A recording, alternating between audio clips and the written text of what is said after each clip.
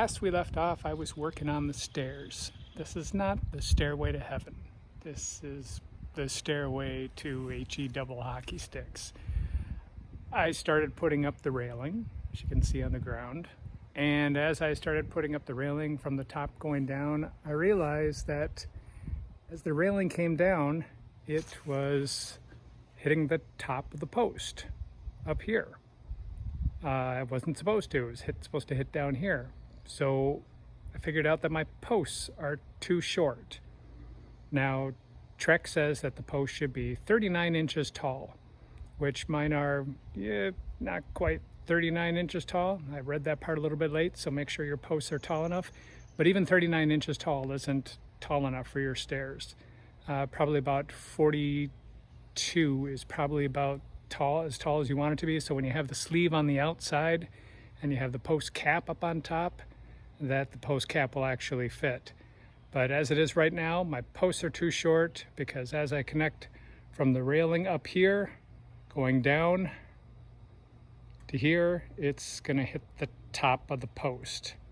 And so that's gonna be a problem, and I can't just grow the post taller, and it is blocked in like crazy inside of the stringer of the stairs. So I'm not going to be able to really unscrew that and make it shift up a little bit. So what do I do? So I talked to some people and I found this. It's actually used for a little bit different purpose. It's like for combining a joist, double beam joist, and main post and the understructure of your deck. But this works really well. I got this at Menards. It's one of these kind of metal plates. It's got a plate that goes through on the underside, and it's got this piece on the outside. Anyhow, all the way around, it's got kind of these wraparound little tabs, and then I can screw this in, and I added a wood block, a chunk of 4x4 here, to make the post long enough. And then just to secure it a little bit more, I took an 8-inch Spax leg screw and I screwed that into the top. So that screws all the way in and 4 inches deep into the main part of the post.